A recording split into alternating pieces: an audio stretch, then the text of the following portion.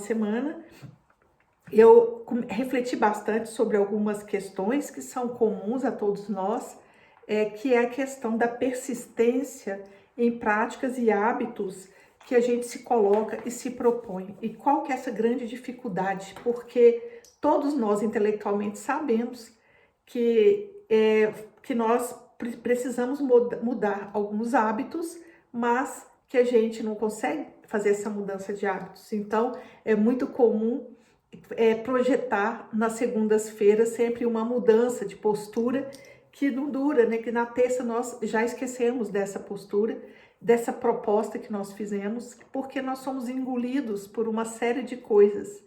E quando a gente é engolido, é como se nós tivéssemos uns vácuos na memória de situações, como se a vida realmente engolisse partes, comesse partes da nossa vida. Ontem eu assisti um filme, que agora eu esqueci o nome do filme, é muito interessante, falando sobre isso.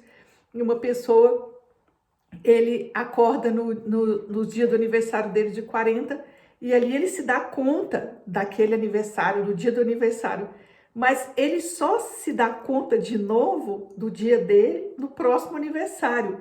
Então é como se ele tivesse ali uma perda total de memória entre um aniversário e outro. Então ele vai levando susto quando ele vê que ele acorda no dia do outro aniversário.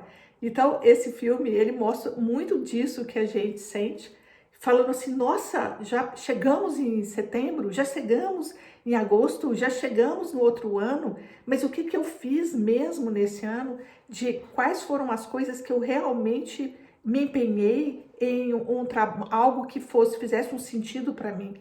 E se a gente for filtrar, teve muitas coisas que você fez, com certeza, mas a sensação foi de que o que você fez era muito para fora. Então, quando a gente está num estado de presença, nós percebemos o fluir da vida com consciência. Se a gente está presente, você observa e sente a vida. E se não, se nós estamos no automático, a vida, nós somos como se fossem máquinas programadas para fazer determinadas coisas, e ali nós fazemos essas coisas. E somos até muito produtivos, muitas vezes, mas a vida, ela te embola, ela vai colocando você como se fosse numa avalanche de neve, e quando você vê, você está envolvido toda nessa situação e não consegue respirar e parar. Então, isso nós sabemos, não estou falando de nenhuma novidade, essa é a nossa experiência, é a experiência de cada um de nós nessa vida, e numa vida complexa que a gente luta contra o tempo. Então, o que é que acontece? Então, ao lutar contra o tempo, nós estamos também, quando a gente está nessa sensação, o que passa é que nós não estamos presentes. Nós não estamos no momento presente. Ou seja, nós estamos aqui, mas a nossa mente está ou no passado ou no futuro. Nós estamos acelerados. Então, a gente não consegue acalmar o suficiente e somos engolidos pela ansiedade. Então, essa ansiedade, ela captura a nossa atenção, ela captura o nosso tempo, e a gente precisa compreender isso do ponto de vista fisiológico do nosso organismo. Então, o que passa? Toda a nossa sociedade hoje, ela é formatada, esse mercado, ele é formatado, o mercado mesmo financeiro, ele é muito inteligente. A gente precisa compreender isso. A gente não pode ser cordeiro lidando com lobos, não. A gente precisa compreender isso com muita clareza. Então, nós somos, organicamente, fisiologicamente, a gente é motivado por dopamina. Então, vamos lá, né? Então, o que dá dopamina rápido, que é o hormônio assim, do bem-estar, são coisas rápidas. E esses lobos, eles sabem exatamente disso e vão colocar para nós estímulos que geram dopamina rápido. Então, quando você está muito cansado, por exemplo, é mais fácil ainda você ser um adicto de internet, por exemplo, de bobagens, que vão colocando coisas na sua cabeça, do que você realmente fazer algo que realmente te descanse. Então, quando a gente tem essa necessidade de dopamina sem compreender o nosso organismo direito, como é que ele funciona, então nós somos mais vítimas dessas situações que capturam a nossa atenção, mas não nos nutrem. É como se eu estivesse com muita fome e fosse comer ali um marshmallow, aqueles negócios doces de criança, de festa de criança. Então, você pode até ter uma sensação que naquele momento a sua fome passou, mas daqui a 2 minutos você está com muito mais fome, porque aquilo ali era puro açúcar e ali não nutriu você, não te nutriu. Então, você fica com mais vontade ainda, o que acontece com a alimentação, quando a gente vai numa linha de muitos carboidratos, de muitos açúcares, a gente não fica saciado. Então, você come uma coisa que é mais nutritiva, ela te sacia, mas se você come uma coisa muito açucarada, ela aparentemente te sacia com muito carboidrato, mas daqui a 1 hora você está com fome de novo. Então, isso acontece no nosso nível orgânico. Então, quando a gente quer mudar de hábitos, que é o grande problema, a grande pergunta de todo mundo, é porque a mudança de hábito, ela não vai te dar essa dopamina de imediato. Ela vai colocar você em situações muito, inclusive, de dores. De dores. Por exemplo, se eu quero começar a fazer um exercício, então o exercício ele vai me dar esse prazer só depois. Mas no início ele vai me dar dor, porque eu tô toda travada, não tô alongada, não tenho preparo físico. Então, aquele movimento ali, ele não vai aparentemente te dar nada. Então, dá uma frustração. Nossa, então eu não sou essa pessoa própria para fazer exercício, ou eu não sou uma pessoa própria para meditar, porque ali, quando você está ali naquela situação, o que você está sendo submetido ali, que pode te trazer, e muito possivelmente vai te trazer benefícios futuros, no momento não parece ter benefício nenhum, só parece ter um estresse, um grande estresse. E é isso que a gente precisa compreender, porque para que a gente consiga mudar de hábitos, a gente vai ter que começar devagar e vai ter que entender essa dinâmica e criar situações propícias para aquilo. Então, porque a gente ainda está muito frágilzinho na nossa mudança de hábito, muito frágilzinho. Então, é muito importante que a gente se inspire, que a gente tenha amigos que tenha grupos ou amigos que também pensem do mesmo jeito, que também estão num processo de autodescoberta, de autossuperação. Então, quando a gente tem essas boas companhias, que é uma casa lá do Mahalila, essas boas companhias, elas nos ajudam, nos estimulam a manter-se no seu propósito. Porque quando a gente consegue manter-se no propósito um pouquinho, e um pouquinho que seja, um pouquinho cada vez, sem expectativas gigantescas, porque é aí que entra essa coisa também da ansiedade, e também desse pensamento mágico, que eu vou sair daqui e vou chegar lá e já vou ser um professor de yoga. Eu nunca fiz nada e daí eu pulo de hoje para ser professor de yoga. Não, não vai acontecer isso. Então, metas mais baixas, mais alcançáveis, para que a gente comece uma mudança real de hábitos.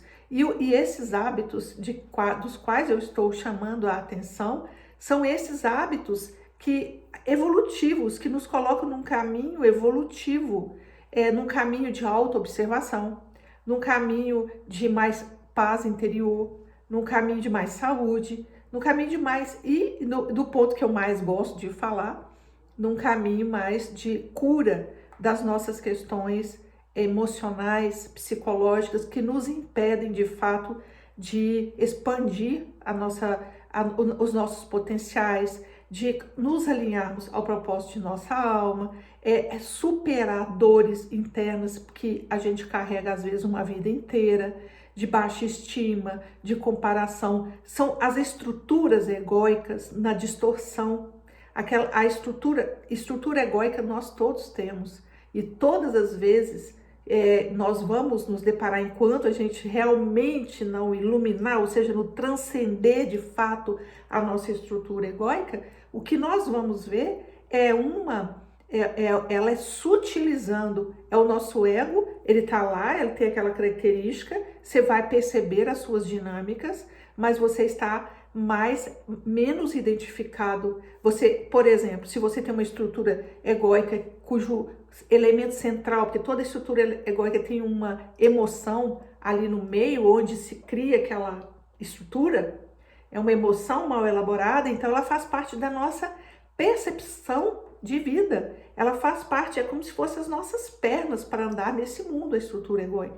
Então, não é tão simples assim você pegar este ego, as suas pernas e não tenho essas pernas mais, vou andar agora voando. Não é verdade isso, a não ser que você esteja realmente num processo de extremo, já muito evoluído, muito evoluído no seu caminho, onde você já está a ponto de uma iluminação, que é uma transcendência mesmo desses estados. Então, para os normais, os nós mesmos aqui, mas os normais que eu estou colocando, empenhados no autoconhecimento e cuja meta é essa mesmo, de transcendência, mas é uma meta, é uma bandeira para onde eu vou, que a gente caminha, que nós direcionamos o nosso caminho.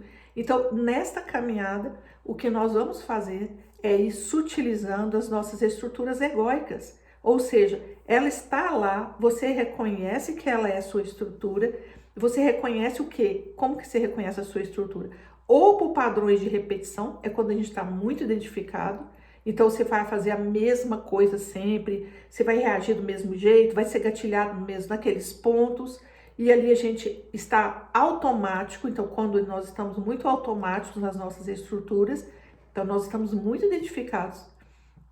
Mas quando já tem um trabalho de autoconhecimento e uma intenção de se utilizar isso, então a gente observa as emoções que passam dentro da gente e que tem a ver com a nossa estrutura. Então uma pessoa que é do medo, por exemplo, ele está sempre ali meio na defensiva de alguma coisa ou com medo de alguma coisa, seja um medo defensivo, seja um pensamento, nossa, o que vai acontecer, seja uma projeção futura de coisas negativas, isso tem muito a ver com medo.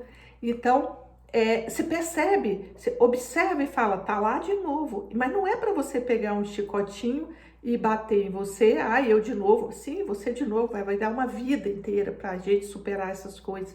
Então, ou até mais de uma, mas é observar e, ok, e soltar, e ir soltando. Então, a pessoa que é de outro ego, de uma estrutura de ego mais raivosa, por exemplo, ou mais invejosa, mais comparativa, tá lá, tá toda hora, tá lá aquela comparação, toda hora tá lá a inveja, toda hora tá picando e sendo picado por essa serpente, mas não é para você ficar no processo de autoculpa, de culpar-se, mas de observar-se. Existe uma imensa diferença nisso. Observar e soltar. Soltar internamente, voltar a um estado de soltar. Não se identificar. Sentir isso, deixa isso passar. Aí que entra os processos de hábitos que a gente precisa trabalhar. Hábitos, porque no nosso caminho espiritual, alguns hábitos precisam ser desenvolvidos. O hábito de autoobservação, é evidente que sim, senão nós vamos ficar na projeção sempre como no outro. Então isso aqui eu projeto. Então, e o que seria projetar em cada estrutura? Então, se eu tenho uma estrutura de medo, eu projeto que realmente tem um perigo, às vezes nem tem esse perigo, você está projetando um perigo. Se você é de uma estrutura comparativa, se você é de uma estrutura invejosa, não tem valor entre uma e outra, são todas estruturas. Então, ali vai ficar sempre num processo meio de vitimização. Então, cada um vai, e a gente precisa observar essa vitimização. É como se o outro estivesse fazendo alguma coisa com você, e ali entra um processo mais de vitimização e consequente projeção. É o outro que está fazendo, não sou eu nessa história.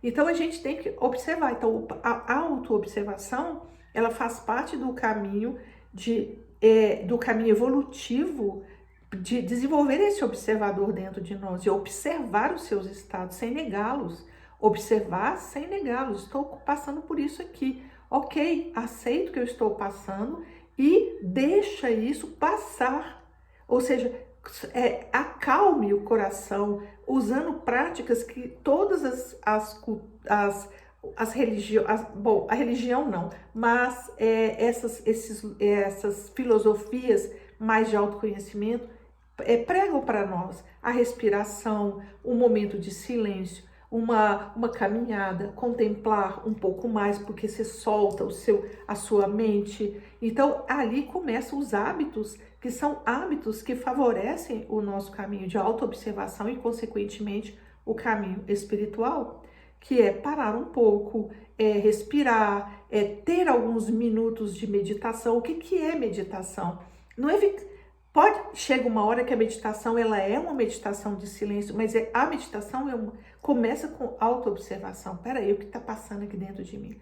Começa com essa parada e observa o seu estado, observa onde está a sua energia, se está muito mental, se eu estou muito para o futuro, se eu estou muito preso lá no passado. Só de observar a gente começa a soltar, porque o observar faz soltar. Então, o dar-se conta faz com que a gente comece a soltar. Então, é como se fosse uma faxina diária. Faxina. E aí, se a gente não solta, o que vai acontecer? Se a gente não observa, é como uma casa suja. Então, hoje você não passa nenhuma vassoura, tá lá aquela poluição, tá lá aquela poeira. Amanhã tá lá um café que derramou no chão ou um suco, e aí você não passa uma vassoura, não passa um pano, aí amanhã aparece alguém com o pé sujo e que gruda naquele melado que estava lá no chão. Então, as coisas vão criando crostas. Então, quando a gente observa todo dia, é como se você arrumasse a cozinha todo dia, como se você passasse uma vassoura com um pano na sua casa todo dia. Então, nunca acumula, mas sempre tem sujeira. É isso que a gente tem que observar. Nunca acumula, porque você está sempre limpa, a sua casa está sempre em ordem, você coloca as coisas no lugar. E também, tudo isso, né, sem aquela rigidez, porque tem casas que são rígidas, você não pode nem se movimentar. Também não podemos fazer isso dentro de nós. Mas também não podemos negligenciar. Então, você chega dentro de uma casa de uma pessoa, que eu adoro observar isso, porque eu tenho sei lá porque eu gosto de Feng Shui, então eu também fui engenheiro um tempo da minha vida, eu tenho um feeling para perceber espaços muito grande e um feeling energético de percepção de espaço. Então, você chega numa casa de uma pessoa que a casa é uma desordem. É uma desordem. Isso é o reflexo dessa pessoa. Ela coloca a vida dela nessa desordem. Onde está a pessoa que deixa uma acumulação tão grande que nem percebe que está ali, está imundo, que está sujo, que tem coisas velhas na geladeira? Onde está a cabeça da pessoa? Onde está? Ou ela está no passado, ou ela está no futuro, ou ela está num drama. E é isso que a gente vai observar. Então, uma pessoa presente observa, está aqui presente, não é observa com um olhar de crítica, porque também isso aí também é um ego, que se observa tudo quanto é detalhe do outro, com um impulso de crítica. Então, não é disso, isso precisa ser observado. Então, quando a gente está presente, de uma maneira geral, o estado de presença, ele é o estado onde você está aqui, onde você vê e vê. Onde quando você olha, você vê. Quando você escuta, você escuta. Quando eu estou presente, eu consigo escutar. Você consegue escutar de verdade, você consegue prestar atenção no que o outro está falando, você presta atenção no como você está reagindo àquilo que o outro está falando. Então, esse se dar conta, isso aí, essa habilidade de dar-se conta, ela é uma habilidade da consciência, da consciência. Dar-se conta não é do nosso ego, é da nossa consciência. Então, toda vez que a gente dá, é um atributo da consciência. Quando a gente começa a se dar conta, a gente começa a desenvolver. Primeiro, é como se a gente conseguisse prender, não sei se a palavra é boa, fixar a energia da consciência em nós, porque ela fica aqui, não é que ela não está, ela está, mas está dispersa, porque a gente não consegue se dar conta de nada. Então, o ato de dar-se conta traz alinha a gente à nossa consciência divina, alinha a nossa consciência divina conosco. Então aí nós começamos a nos dar conta. E naturalmente, quando você tem esse olhar de observação, consequentemente, ou estar junto, um estado maior de presença. Estou presente, estou aqui, estou aqui. E há pessoas que quando você conversa com elas, dá uma sensação de um corpo vazio de alma. Porque parece que a pessoa não está, você está olhando para a pessoa, conversando com a pessoa e você está vendo o olho dela vidrado num outro lugar. Como se tivesse sido capturado por uma coisa. Então o olho dela está voando, está vidrado, está ali, né? Cadê o ser que está ali ocupando esse corpo? Não está. Aí você conversa, a pessoa engata noutra conversa, não presta atenção. E aí a gente vê isso como uma coisa de comportamento, né? E dá muito mal-estar quando isso acontece. Não sei se passa isso com vocês. Quando você está contando, vou dar um exemplo assim bem bobo. Então vamos imaginar que você chega para um amigo e fala assim: nossa, estou muito chateado porque aconteceu uma coisa comigo na praia. Aí a pessoa fala: na praia? Ah, eu fui na praia também. Peraí, cadê? Onde que a pessoa estava? Eu estou dizendo, eu estou chateada com uma coisa. A praia é o lugar, é o contexto. O que eu estou dizendo é eu estou chateado. Então a pessoa não presta atenção. Então a gente vive num mundo muito complexo disso, onde falta muita presença. Presença. Então, mas não são só as pessoas, nós não estamos presentes. Então, nós, que eu estou falando, todos nós, eu me incluindo, porque esse é um exercício de trabalhar a presença. É um exercício de dar-se conta, de estar aqui presente, para que a vida não passe no automático e você não chegue daqui a um ano e fale assim: nossa, não fiz nada que era importante ou significativo para mim, porque eu fui tomado por todas as coisas, fui tomado por milhões de sensações que não correspondiam ao que de fato eu gostaria de ter feito. Então, o desafio que eu estou propondo essa semana é justamente observar-se. De novo, eu já estou propondo isso há vários dias. Observar-se, observar a ansiedade, observar que a mudança de hábito precisa dessa compreensão, porque não é fácil mudar de hábito quando você não compreende que toda mudança de hábito exige algum esforço.